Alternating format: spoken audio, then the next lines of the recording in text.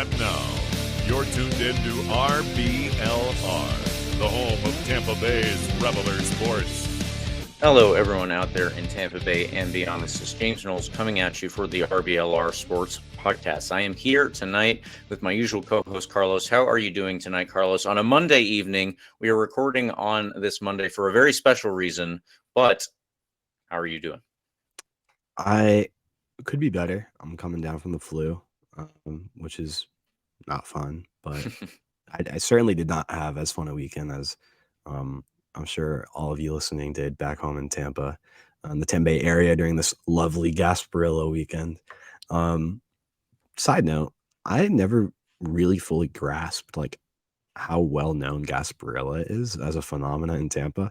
Like people know about it. I had like friends of mine and just like friends of friends from up here in Georgetown, DC, and the surrounding area, like going down to Tampa for Gasparilla. Yeah, like I knew that happened, but I guess I never like fully seen it.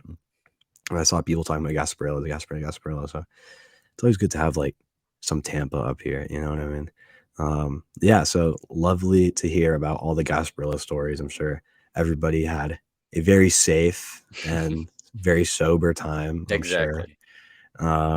But yeah, James, how is your night going? I know we're so excited about the beginning of Rowdies preseason.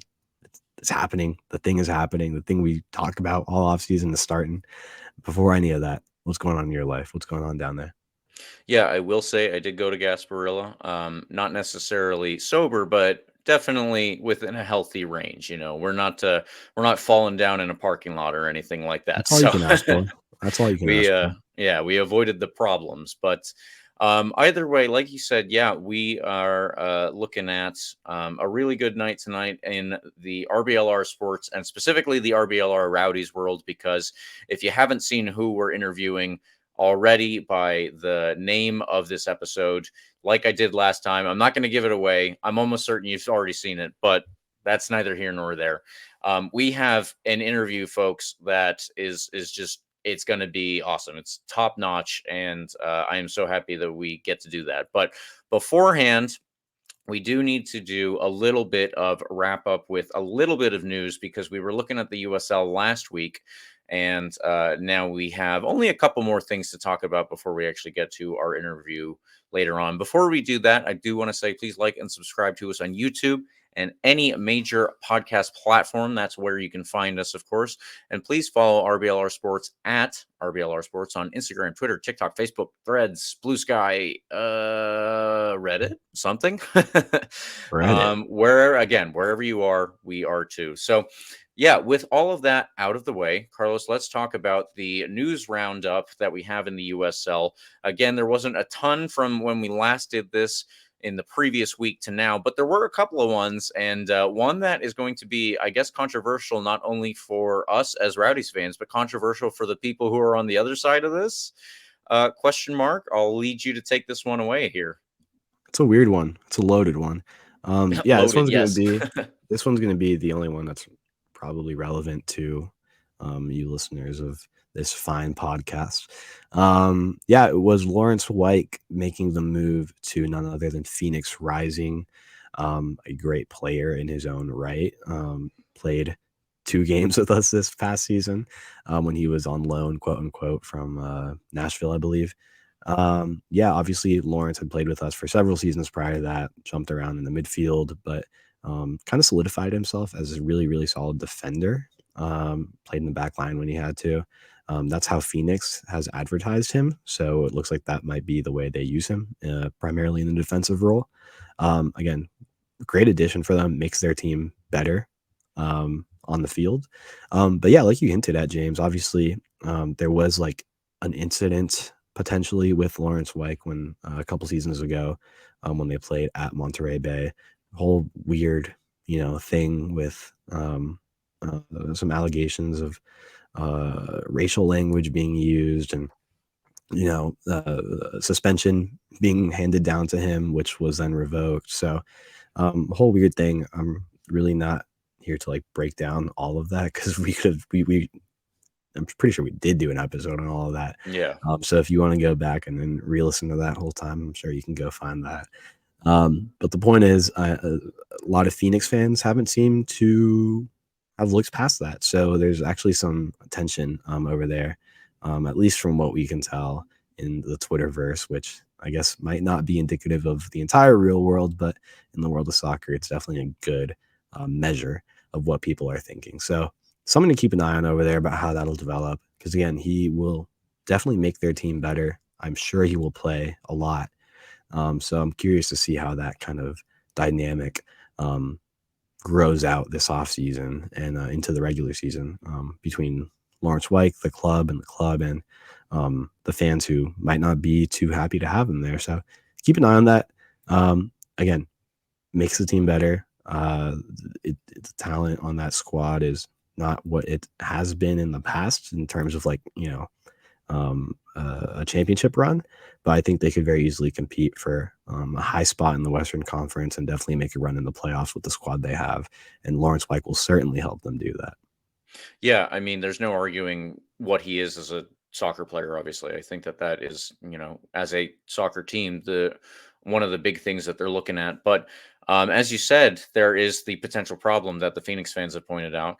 And I mean, without reiterating everything that we looked at the time, because I don't know that we even ever learned a lot, from our position as not, Right. insiders. We're not journalists or anything. We just have the podcast here, but what did happen was there were the allegations that came out that he said something which you can only assume is obviously some type of slur, and then after that he got the ban, and that was immediately overturned after the Rowdies said, we don't believe that Lawrence White is culpable here. We don't believe that this happened the way that the player believed that it went down. And I don't know if that means like a mishearing. We never got that information. But the fact that the ban was overturned so quickly can only point to the league at least not having enough information to go with. That's never satisfactory to a player who is on the receiving end of something like that. I can certainly understand it. So, if he maintains his story, and as far as I'm aware, he always had, then I can understand why fans are looking at this and saying, hey, club, what the hell? But they also went on social media themselves. I don't know exactly who they is in this situation, but I did see that the Phoenix Rising, I believe their PR, somebody pushed back on this and said, we looked into this. We spoke to people, we did our due diligence, our homework, so to speak. But, Right. if they ultimately on the end of that were satisfied that this is not going to be a problem, as in, I mean, I don't know if like that means that they don't think that he's going to continue saying slurs. If that is what happened in the past, then I guess that is up to Phoenix to make that decision. And Phoenix fans, obviously, they have every right to react the way that they would want to based on all of that information too. So I'm not here to tell anybody, I guess, what they need to do in this situation, because I really wish we had more information. As long as we don't, then it's going to continue to play out like this. And honestly, if there were a bit more transparency from the league in terms of what their investigation, probably not just this investigation, but what other investigations all returns, then we would all have at least a little bit more information to work with when we're all trying to make our decisions based on everything that has happened here. So Lawrence White to Phoenix is the headline. There are lots and lots of sub headlines beneath that, lots of bullet points, but that is the big one. And we're going to have to leave it there without anything else to go on. So, Carlos, let's move on to the next bullet point that we have, which has nothing to do with Lawrence White or Phoenix Rising, and talk about some Eastern Conference folks here. Yeah, we're coming back to the home conference. Again, not a ton of news, so this one being kind of second might demonstrate that, but it's still a pretty big move here. Tyler Gibson, a very well-known midfielder at this level in the USL, spent the last 3 years with Louisville, is now making his return to Indy 11 after having played with Indy for 2 seasons prior to that. He made 50 appearances with Indy, scored a goal. Again, not really a goal scorer by his position. But yeah, I mean, he was incredibly valuable to those Indy squads in his 2 seasons there. Now he's making his return back to Indy. Indy fans are happy about it. And it's going to make their team a little bit better as well in the midfield. again, a guy who has made a name for himself at this level. He's been around U.S. soccer. He actually played for the San Antonio Scorpions back in the day in 2015 as well. That is a throwback name. Had a season. I just wanted to throw this name in here. The only reason I'm going back into his team history is so that I can say the name Rayo OKC. Oh, He played 16 games for Rayo OKC back in 2016. A team that was so funny to keep up with. It's just so weird. Doesn't matter. The point is he's back to Indy 11, and that's going to be it is a big move for Indy. Makes their midfield a little bit better. Again, I've mentioned their team a bit in the past few weeks. It's not, in my opinion, a team that's going to be competing for like a top 3 spot, especially based on, the random rise of Rhode Island. But it's certainly a team that can compete. Definitely, I think we'll be competing for a playoff spot. I don't think there's doubt about that. This move, again, will certainly help their cause to potentially fight for a top 3 spot. I'm going to say more likely like top 5, top 6, but it's a good team. This is a good move for them. A guy that knows their system already, a guy that knows the culture of a club. Always good to bring back somebody like that with a bit of veteran leadership to the team. Big pickup for Indy. Yeah, absolutely. Thank you also for reaching into his career history, because the way that you did actually gives everyone just a little bit of a hint, again, if they haven't already seen who we're interviewing, about who that is. Because when our most recent coach was announced, I was on the Scottish soccer Reddit, and people were all like, wow, what a weird move.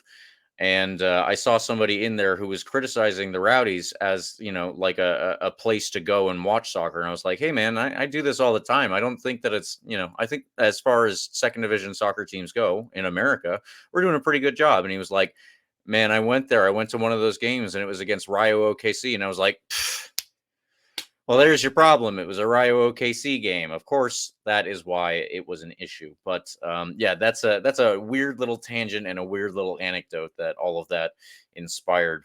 Thank you, Tyler Gibson, for giving us something to talk about here that is both good and bad, I suppose. But yeah, there is also a little bit more news related to the signing of some youth players for both Louisville City and Birmingham Legion, too. Yeah, I just want to throw these in here as well. Again, a slower week, but I think these are worth noting as well. Louisville might have picked up a pretty, I'm going to say pretty big name, but what could be a pretty big signing for them, as they're bringing in a kid named Damian Lass from Austin FC on loan for the year. Damian was the MLS Next Pro Goalkeeper of the Year last season, so he made a pretty big name for himself just in a year in the MLS Next Pro level. Looks like he could be a big pickup. Louisville has 2 goalkeepers on their roster already, so I'm curious to see kind of where he'll fall on the depth chart there.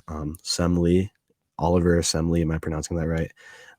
Might be the guy that could be competing for that starting spot with him. But they also have Danny Fondes on their roster already. So Damian Lass, MLS Next Pro Goalkeeper of the Year, coming in on loan from Austin FC to Louisville. I think it's a little strange because they already had 2 goalies on their roster, but I'm curious to see a goalkeeper who clearly has talent and clearly has a lot of room to grow.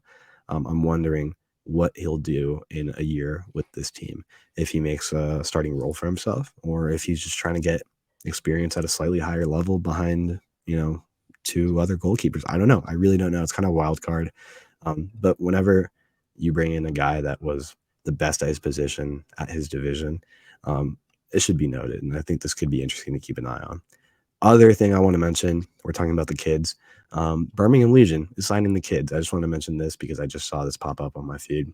Finn Calloway, 17-year-old Birmingham native, signed with Birmingham Legion. That's cool. There's not much else to say. I can't really tell you much about him, other than that he played at the youth level for an Alabama FC.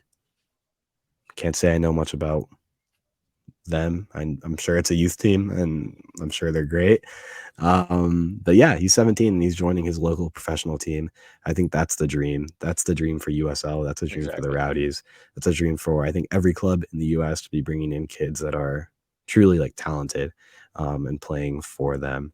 Only caveat to that is it's an academy contract, so he'll retain his NCAA eligibility, which basically means like he's not actually getting paid. I think that's something that we've talked about extensively with former guest Georgi Hristov, trying to see like when teams will fully go in and commit to not signing an academy contract with a kid, but going all in and giving the 17-year-old the full professional contract. I don't think we're at a place yet in U.S. soccer where that's like fully culturally the norm. Right. So I think for now, this is going to be what we're sticking with. But either way, it's good to see the kids getting signed, good to see them getting potential playing time. And I hope we see more of that, not just in Birmingham, but across the league, and especially, obviously, for our Tampa Bay Rowdies. Yep, I totally agree. I think that is the more teams that are doing it, the more normal it'll be, and then probably more teams will follow suit. But just to return to the goalkeeper at Lou City, yeah, that is interesting. When we were talking about this before we got started, you said, is this guy going to be their starter? And that is a little bit of a risk because playing last year for Austin FC 2 in the MLS Next Pro division is one thing, but as a goalkeeper, your development is different because mainly your biggest thing is just how many shots can you face in a high pressure situation and, still save them. Obviously, there's a lot more to being a goalkeeper, especially nowadays.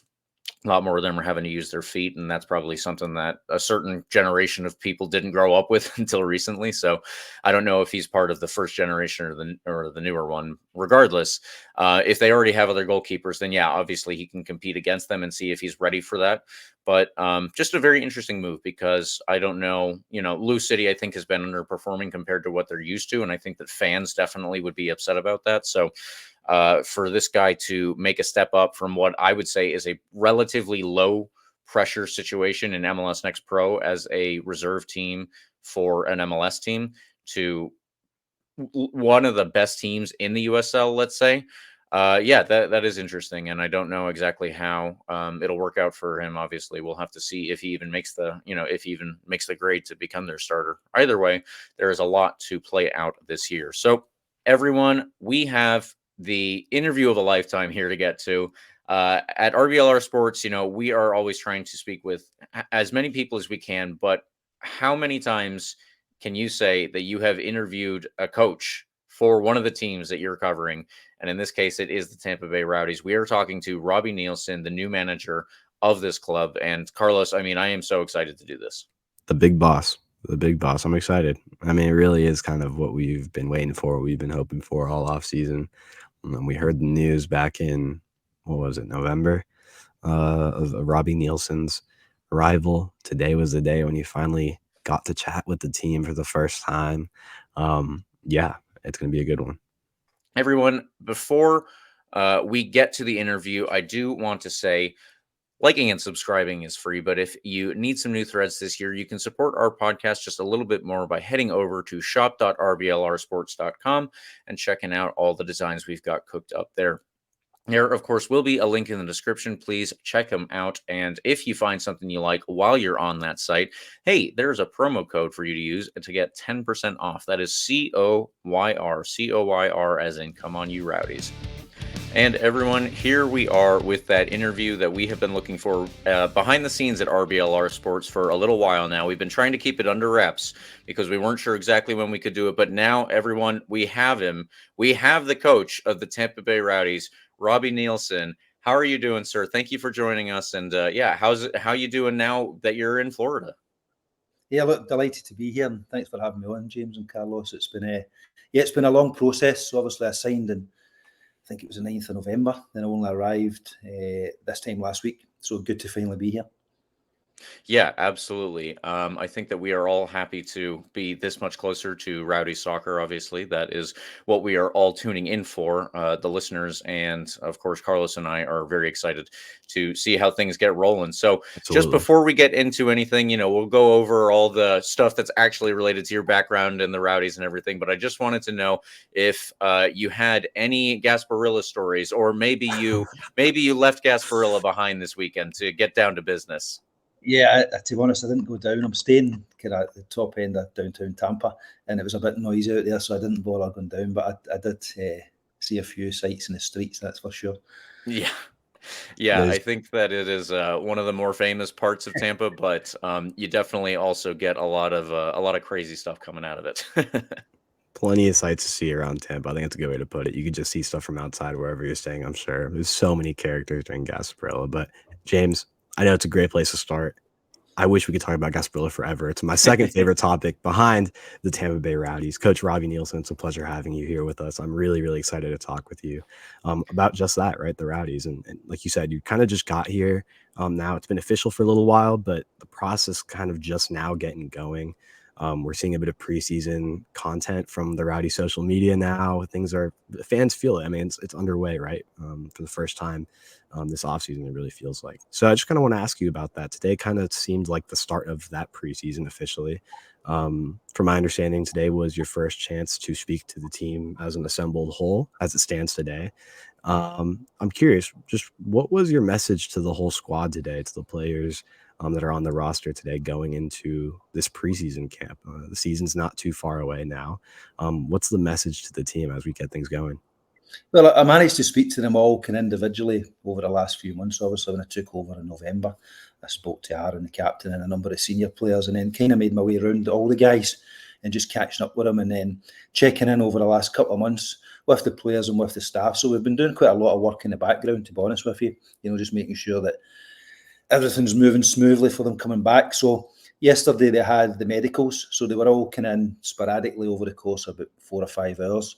So I got to see them a wee bit. But you're right, today was the first time we had the whole group together and we managed to sit down and really just chat about expectations, what we expect from the season, from pre-season, and the objectives for this exciting season. So yeah, it was really good. I think the guys have all come back in really, really good condition. To be honest, I've been very surprised because although I'd spoken to them and they had programs, it is a really long closed season. It was 12, 13 weeks, something like that. So they've all come back in really good condition and it makes it a lot easier going forward. We don't really need to bed them in too much. We can almost just get straight to the business. That is as a fan, I'll tell you, that is really cool to hear. That is awesome that everybody kind of, is ready to hit the ground running, you could say. Yes, to be honest, I was a wee bit worried because generally the pre-seasons are close seasons I've had previously in my career have been, 3 weeks, 4 weeks. So the players don't really get a chance to detrain.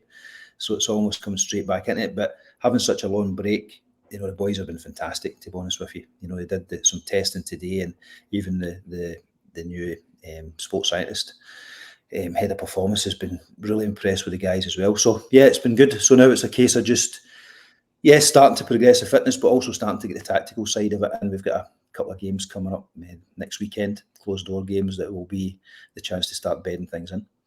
Gotcha. All right. Well, let's get into what things are looking like a little bit more here. And I don't want to do an exhaustive history of your background in the sport, but just for listeners who are unaware, you are Scottish, obviously, and grew up playing mostly for Hearts. I see from your transfer market background here. 1 full senior Scottish cap, so that is absolutely awesome for me. My dad's from Scotland, just to throw that out there. So that is really cool to see. And then mostly played obviously throughout Scotland and a little bit in England that I see. But what was your? I just wanted to ask if you had much familiarity at all with not just the Tampa Bay Rowdies, but soccer in America as a whole. Obviously, I think that there are a lot of preconceived notions around the world about America as a country, and especially as it relates to sport and this sport in particular. But did you have any familiarity with the league system or any of the other stuff that goes into where the Tampa Bay Rowdies are in that pyramid? Yeah, to be honest, I did. Yeah, there's been a number of Scottish players that have come out over the years and guys that I've worked with as well. So years ago, I played, towards the end of my career, I played with Johnny Russell, who's at Kansas City. So always kept an eye out for Johnny. Same with Ryan Gold as well. And then I had a couple of players that came out.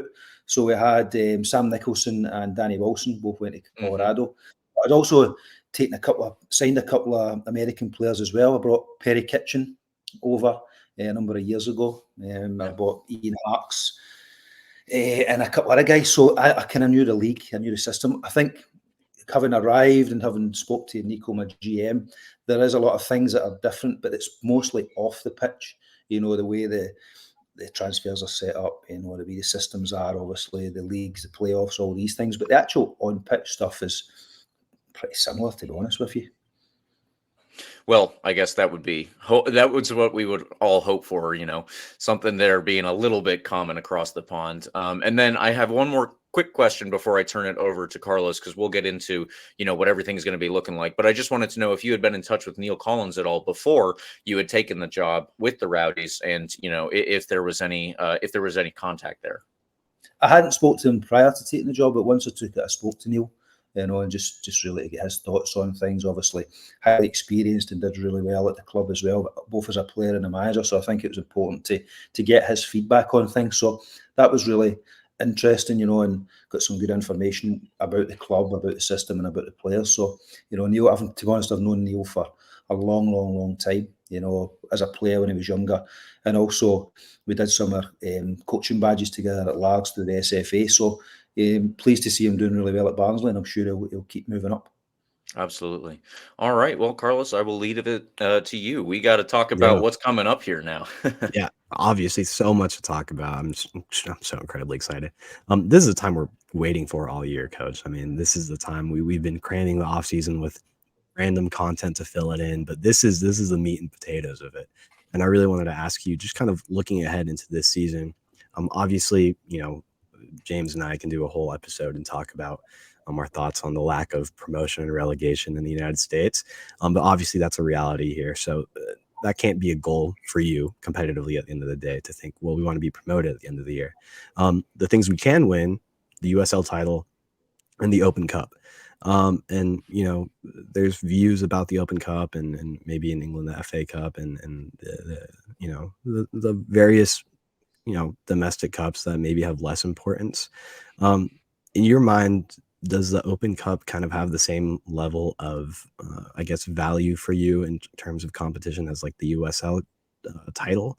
I don't know if this is like a controversial question this early on in the off season or not as much value, but I think a lot of fans have just kind of wanted a bit more out of our club in the Open Cup. So just kind of early on, what are your views on tackling that tournament and that?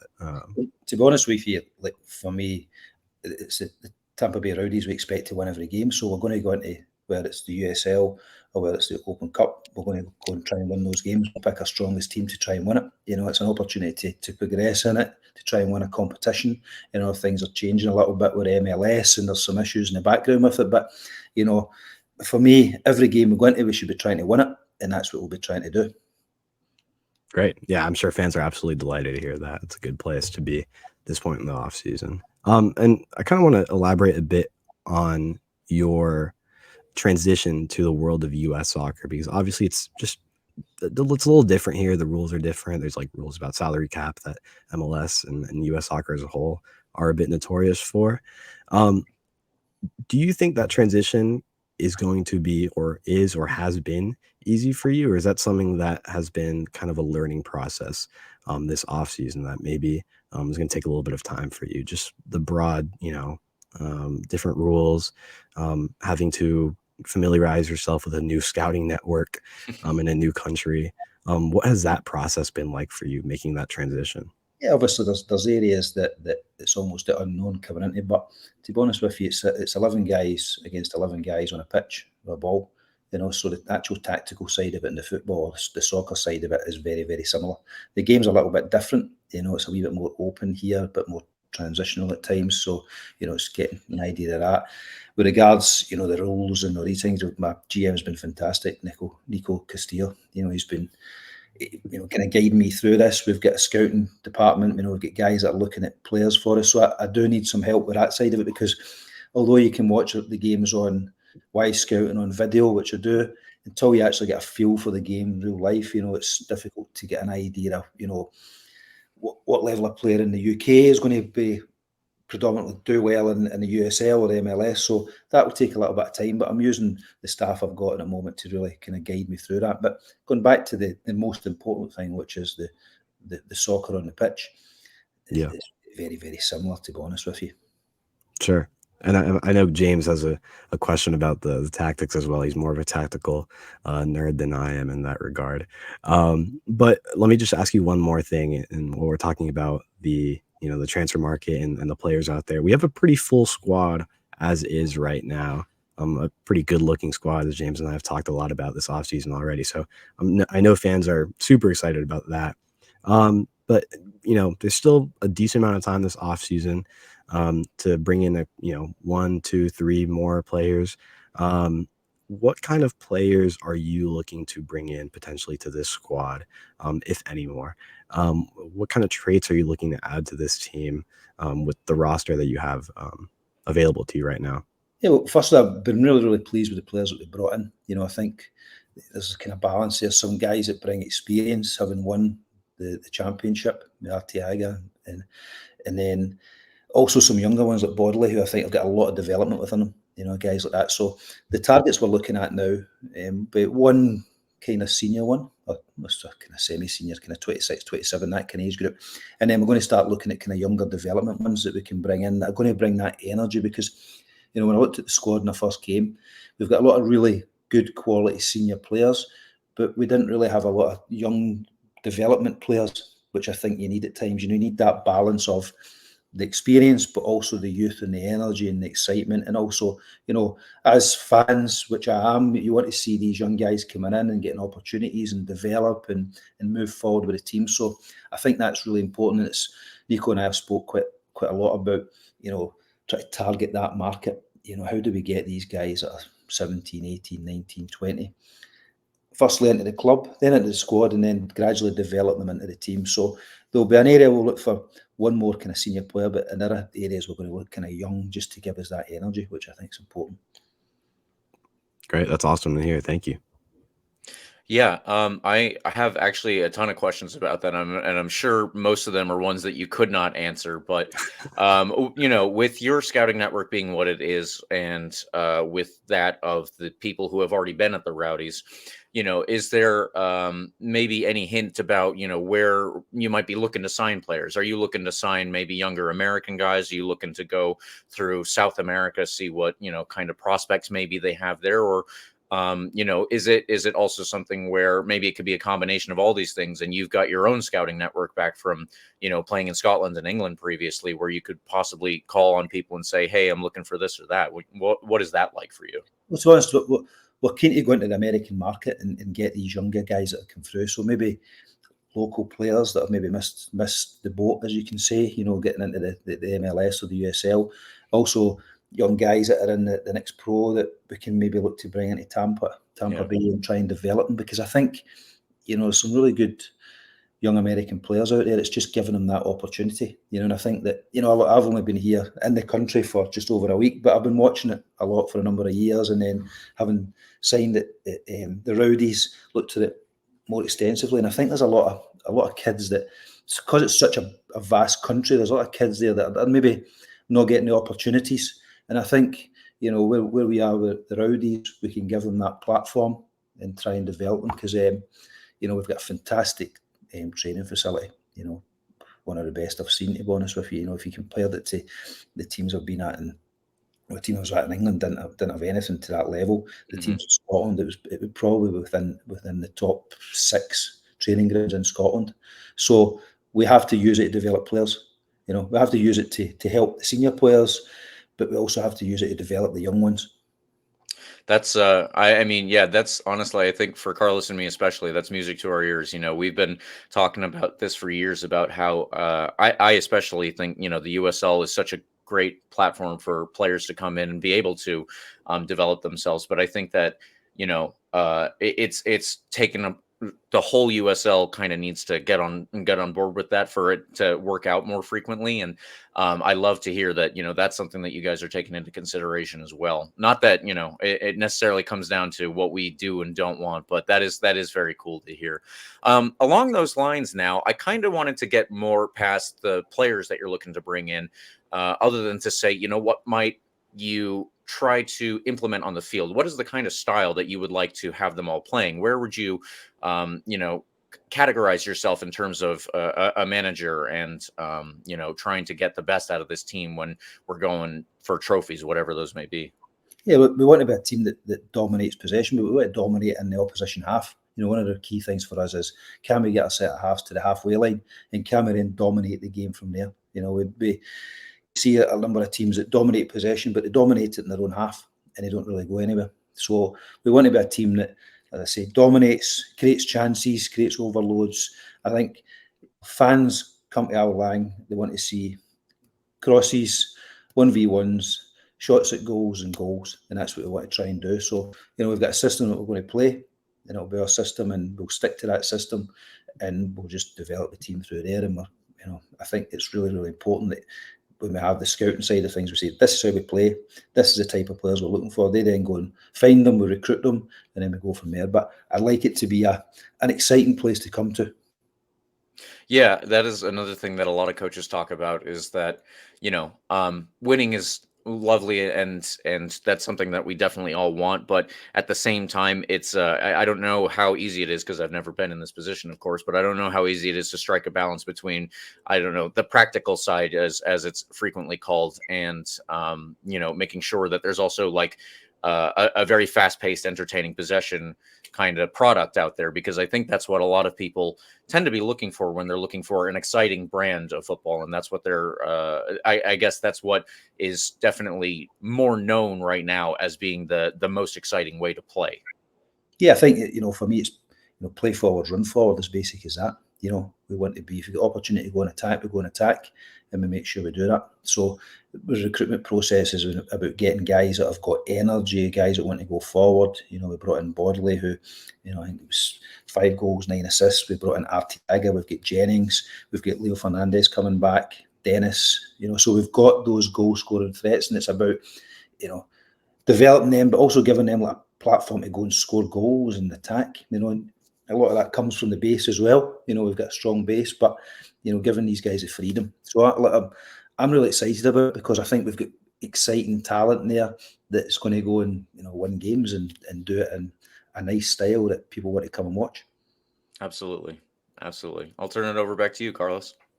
Yeah, I know you just mentioned a bunch of those talents we brought in this offseason. Truly a wealth of talent, especially in the midfield area. Fans I know from personal experience are so excited to see Leo Fernandez coming back this year. Yeah. Especially with his injury last year that kept him off the field during preseason. So here's to hoping this preseason goes injury free, fingers crossed. Yeah, so I just wanted to ask you, I know this might be a little early in the process, especially because I think you were still in the process of figuring out what the team will look like, what the starting 11 will look like when that first match comes around against San Antonio. But I'm curious kind of about you mentioned bringing in like younger players. That's something James and I have talked a lot about, especially like utilizing the wealth of talent in the Tampa Bay area.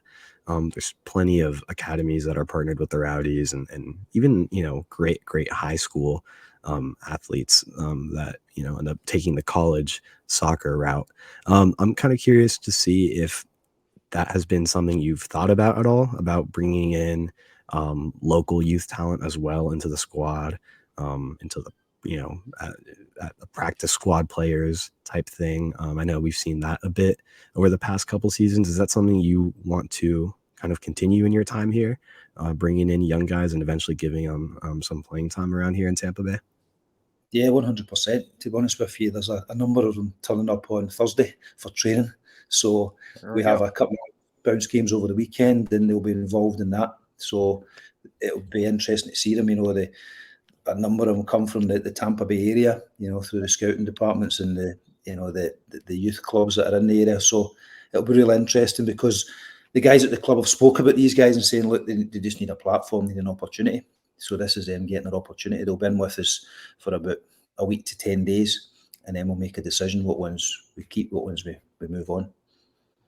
That's incredible. I know, like, that's something from personal experience, from having grown up in the Tampa area my whole life, and in high school, that kind of having been a big effort from the Rowdies, having friends and friends of friends of mine that have, had the chance to work with the squad. I know from a grassroots level, it truly does build some excitement around the community. So that's really great to hear. And I'm just really looking forward to that aspect, because I think more than anything else that excites the kids around Tampa Bay, potential to be a Tampa Bay Rowdy, having a sort of pathway to that, I think is really, really key. So I'm really, really excited to hear that's something that you want to continue to do with the squad. I think it's really, really important that, Nico and myself have been speaking about, how do we start to build the academy, because, kids that we want to pack out our line. That's what we want to do. We do that by winning soccer matches, but also playing exciting soccer matches. But what we want is young kids to come and dream of playing for the Tampa Bay Rowdies. And they do that by coming to the games and then starting in the academy, whether it be 8 years old and then 9, and then they build themselves up and they see that pathway. But it's not something that can happen overnight, but we have to start that process. And that process will be, building the teams, over the age groups to try and create that pathway. Because I'm a great believer that, that a soccer club should be in the community. It should be there. It should have, hundreds of kids coming every night to it. And look, only a handful will make it. But what it does is it allows these kids to, one, to get exercise and to get that enjoyment from soccer, but also have that dream and that platform to try and go and get a professional career. So really, really, really important. I started out when I went back to Hearts years and years ago as like the technical director of the academy. And I always believed that it's not just about, the first team, about getting the players through the first team. It's about the community side of it and giving these kids, coming to the games and with a tracksuit and being part of the club is really, really, really important. So yeah, it's something that we're going to try and build, but we will build, but it will take a bit of time. That's great to hear. And that was one of my follow-up questions, specifically asking about a future with what Tampa Bay Rowdies Academy could be. And I know one of our former guests on the show and legend of the club, Georgie Hristov, will be really happy to hear those words from you, because that's something he's constantly touting and preaching, is developing talent right here in the Tampa Bay area. So I know that's going to go over well with the fans and as well as former players. So I appreciate that insight from you, Coach. Yeah, look, we've got keep going back to it. We've got a brilliant training ground as well, so we've got to utilise it at night, and get the kids in and try and develop the club as much as we can. Absolutely. James, did you have anything else you wanted to throw in here? Yeah, well, one thing that I really wanted to talk to you about after you mentioned, especially having to do with, the idea of kind of inspiring the local community and being a big part of the local community. This is something actually that was brought to us by our producer, Eureka, that, as he said beforehand, he had met you at the press conference prior to all of this. And something that he brought up, something that he was actually told by someone, I believe, from a Hearts podcast, was that you're very big on charitable work and being a part of the community in that way. So I just wanted to ask you about that. If you could expand upon what you have done, what you would like to do, and what what that means to you to make sure that it is a big part of the team to actually get out there and, just make sure that everybody knows that the Rowdies are something that is out there and doing positive stuff for the world. Yeah, I think it's really important as a soccer club, whether it be the coaching staff or the players, that we're out there in the community and we're just helping out. It's just something that I think we should do. I think that we speak about three things. Humility, honesty, and hard work. That's the mantra that we keep trying to drive forward with the players. And I think just helping out. I've done a number of things over the years. It's not something that I like to kind of talk too much about, because it's just me going and doing it, and I just think if I can go and do it, then I don't force the players to do it, but you hope that by leading by example that they'll come along and help out, and just giving a little bit back, I think is really, really important. And the fans, they pay a lot of money to come, but there's a lot of fans that can't afford to come to these games, so sometimes you have to get there and just meet them and just be a decent person. I think is really important. Yeah, well, I mean, like you said, it is very important. And I was talking about this previously. Even if your motivations are entirely selfish, which I'm not saying yours are, of course, but even if they were, then it would still come back to benefit the club in the end, because of course, like you said, then at least you're making lifelong fans out of all these people that have been touched in some way by the club. Yeah, look, I think we're in a very privileged position as soccer coaches and soccer players, and we have to help out as much as we can. We have to give a little bit back to the community, and just do a thing, because I think it's really important, and we want to be part of the community. Well, Coach, I've got one kind of more serious question here, and then a couple kind of little fun ones. But before we get to that, I just wanted to know if there was one thing that you kind of wanted fans to know about what you're reaching for, what the expectation is for this season. If there was I know you just said your mantra there. So if there was something that you just want fans to take away from this interview coming up on the season, what would that be? Look, the players are going to work extremely hard, and they're going to try and entertain. We need the support of the fans to come along. We just want to fill our line. We want to try and get that place bouncing every other week, and people to enjoy it, and people to speak to their friends, and they come as well. And the ultimate objective is to try and win the championship. We do that by winning the Eastern Conference first, and then hopefully going on and winning that. And if we can do that, then I think everyone will be happy. I can think that I would think that everybody definitely would be happy on that. That is absolutely true. Well, yeah, like I said, I had a couple of quick fun ones for you. So I just wanted to know, what is your style of coaching on the sidelines? I think that we have seen from different coaches in the past, very animated, very energetic and passionate. We've seen people who are more reserved, who are kind of keep it in within themselves, and maybe we don't see exactly how it goes in the locker room afterwards. But what would you say fans should expect to see from you on the sideline? People ask me this thing quite a lot, what kind of leadership you have, and I have a thing that I say. I think as a leader, you have to almost be like a chameleon. You have to adapt to the situation. It's about getting the best out of people. So sometimes you have to change the way that you lead. You can't be one way all the time. As I say, if you've only got a hammer, everything becomes a nail. So you have to adapt to the situation. There'll be some games where you maybe have to be more vocal, but other games where you have to sit back a little bit more and let the players lead. So yeah, I think it's a different answer, but that's what I always think leadership is about. How you adapt to the situation. Okay, I mean, that's probably a more thoughtful answer than I was even not necessarily expecting, but definitely a more thoughtful answer than I would have had anything prepared for personally. So that makes sense. Another question that I had for you is, I know that we've talked about the youth level and everything like that, but just as a side note for me, growing up in the household that I did, I was wondering if possibly you were looking to maybe help develop some Scottish youth players too, and if you had any youth loans that you wanted to bring in, anybody from the U21 or the U17 national team, maybe anything like that on the horizon. No, to be honest, at the moment, I'd like to try and give the American kids an opportunity. I think it's important. As we spoke about, the community and the kids that are in the area. There'll be a number of them coming in on Thursday, training with the first team players and getting that opportunity. So I think, I won't be too keen to go back to the UK to bring players. That's not to say if one came up that was really, really interesting, but it's not a market that we're really going to go and look at. We have to give people the opportunity here. Well, I think that we will also appreciate that. My last one for you, and this could be, anything. What do you think is going to be the hardest thing to adapt to in Florida? Is it going to be the heat? Maybe a difference in foods available or drinks or anything like that? I know that our prior Scottish coach and other people have talked about iron brew being a very common thing, but we do at least have that. I know we have that. So what do you think is going to be like the hardest thing for you to get used to down here? Personally, I don't like the heat, but I wanted to know what you were thinking. I think probably the hardest thing for me will be my family's still in Scotland.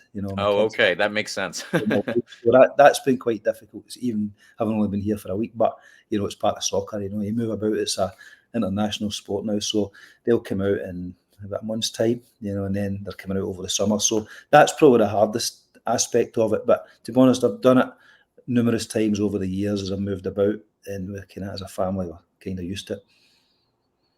That's awesome. Well, that was actually, again, a much more thoughtful answer than I was even necessarily expecting out of it. But fair enough. Carlos, you got any more? James, I have one last question. This is it. You asked about the style of Coach Neilson on the sideline, his coaching style, his leadership style. Coach, my last question for you, before I think we can start to let you go, is what is your style going to be on the sideline? Can we expect a coach who goes out there in the suit? Are we expecting a coach to go out there in, a Rowdies hoodie? What are we looking for on the sideline? This is very important. The people want to know. Again, it'll be different. It just depends what the weather's like. I think over the course of the summer, it'll need to be a T-shirt, but when we need to travel up to Detroit, it might be a wee bit different. Yeah. So, there you go. That's fair. Yeah, just different. Maybe surprise you sometime. Okay. I like that. Maybe we can give you like an RBLR pillow to wear on the sideline one day. We'll have you repping the podcast over there. That's awesome. Thank you, Coach. All right. Well, yeah, that is all of our questions. You've been extremely gracious with your time, and like I said, also even more thoughtful than I had preparation done in this document for. So I appreciate everything that you've gone through with us today. Thank you so much for joining us. Yeah, thanks for your time, lads. I've enjoyed it, and hopefully see you down at Owl Lang soon. Absolutely. Thank you. Absolutely. Guys, thanks. And that was our interview with Robbie Neilson, the manager of the Tampa Bay Rowdies. Carlos, I think that was awesome to talk to him. Very insightful. And as I said in the middle of it, it was I had our doc that you can see here, where I've got all our bullet points and questions and everything. I legitimately, my preparation for follow-up questions was nowhere near ready for the level of just how thoughtful it was for him to answer all of them. So it was great for me to be able to speak with somebody like that. Yeah, super thoughtful guy, very insightful. Hit on a lot of points as well. He mentioned those closed door games coming up. It's pretty fun to start thinking about. We have actual opponents on the horizon. We mentioned about how if you Google, Rowdy's schedule, and from other press releases, you've probably seen that we have friendlies coming up against Atlanta and Montreal in the next few weeks.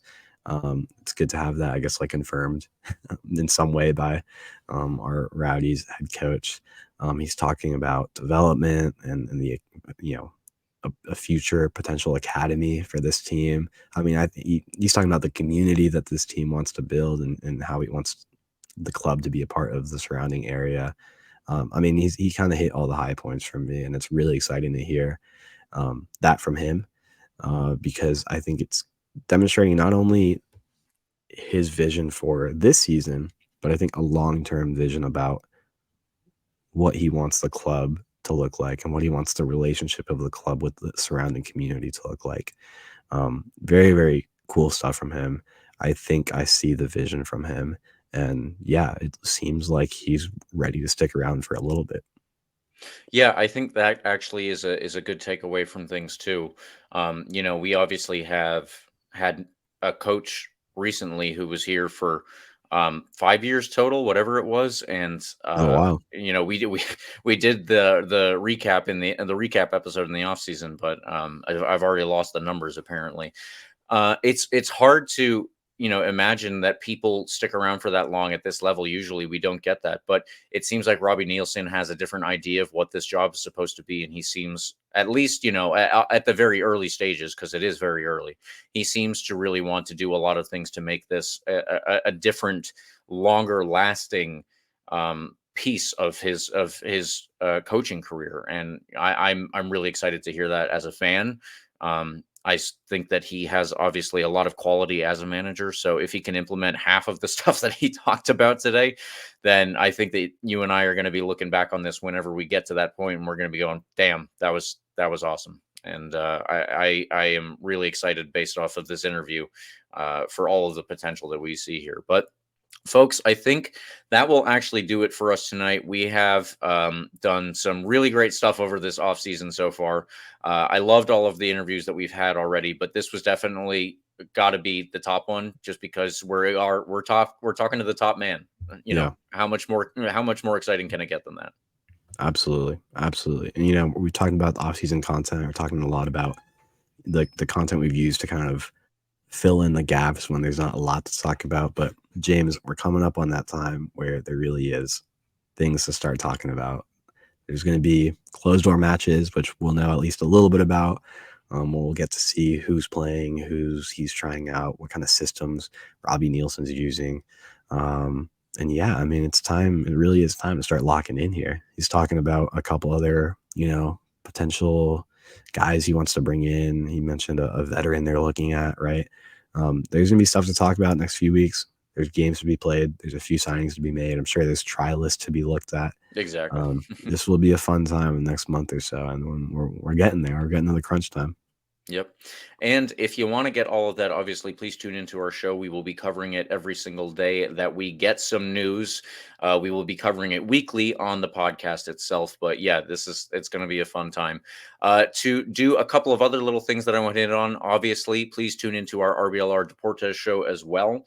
We appreciate when you do that. And I am loving the stuff that Santiago is putting out there. It is a really good show.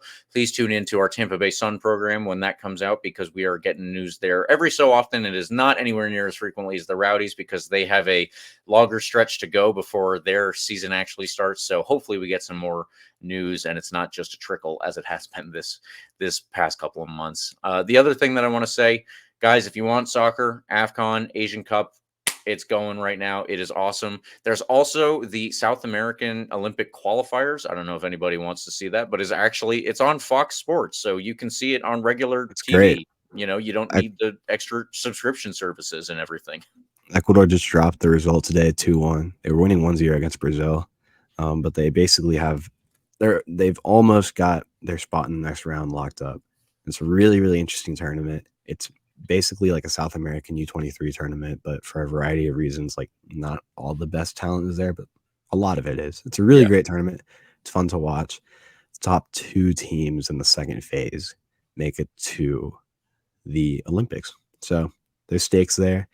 It's also like fun fact, like the only continental tournament being played that doesn't have like a knockout round, if that makes any sense. It's super weird. Yeah, they just kind of keep playing like group stages and the final group stage until it gets sorted out. Whatever. You should check it out. It's on Fox Sports too. It's fun to watch. It's good talent, good young talent, and Ecuador's doing well. So you'll see them hopefully in the next round. Absolutely. And there will be other tournaments coming up. If anyone remembers our recent episode with Madison Cox of the Puerto Rican women's national team, that tournament is getting started, I believe, later on in February, I think the 20th. So they have to do the last couple of qualifiers beforehand, obviously, and we wish her and them all the best. But we will keep you updated on the international side, just a little bit less, because we actually, like I said, it is Rowdies time coming up here. We actually have Rowdy stuff to talk about. So if you want to hear us do that each week and on all the other platforms that we do it, please follow RBLR Sports on Instagram, Twitter, TikTok, Facebook, Threads, everywhere. We are at RBLR Sports. I am mostly on Twitter. I am at RBLR James K, or if you have me on Facebook, please adopt 2 cats. You can see them on my page. Carlos, what about you? At Carlos GPA10 on Twitter. I forgot to mention that. Remember the side note, remember last week we talked about how there's a bunch of random teams down here or down in the Florida like area, Lakeland, wherever. For whatever reason, Loudon is also doing like some training camp stuff at IMG Academy. Interesting. And they beat my grandpa's team from Ecuador, Barcelona SC, not FC Barcelona. Barcelona FC from Guayaquil, Ecuador, lost 3-1 to Loudon. Loudon scored 3 goals against the biggest team in Ecuador. It's kind of embarrassing. It's really funny. I don't know if that means Loudon's good, because this team from Ecuador, by the way, played like most of their starters, and there's some pretty big names on that team. I just wanted to mention that. I was tweeting about that yesterday. It's really, really funny. I'm kind of scared of Loudon now because they were legit playing like a good team. That's random. Anyway, you could have seen that if you were keeping up with random soccer Twitter at IMG Academy. Keep an eye out. There's a bunch of random friendlies happening around the Tampa Bay area. Wow. All right. That is some good news to keep in the back of your mind if you are looking for any other soccer than the stuff that we have already talked about. And keep an eye on Loudon. Just like I said last season, you never know. One day, I'm going to keep saying that at the beginning of every year, and one day it's going to be right. They're going to be like, I mean, eventually they have to hit something, right? Exactly. All right, and everyone, please like and subscribe to our podcast. Where else are you going to get interviews with the coach of the Tampa Bay Rowdies? Probably newspapers or something like that. But if you want it in your ears and you want it on your YouTubes, then you turn into RBLR Sports. That's what we're going to say.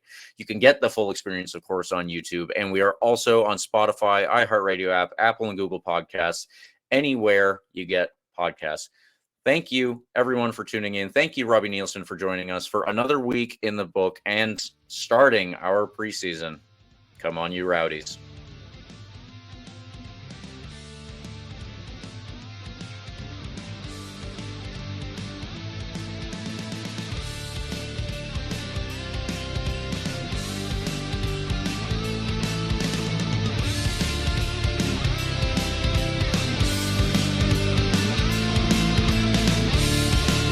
Thank you for tuning into this presentation by RBLR Sports. On your way out of the stadium, please remember to like and subscribe.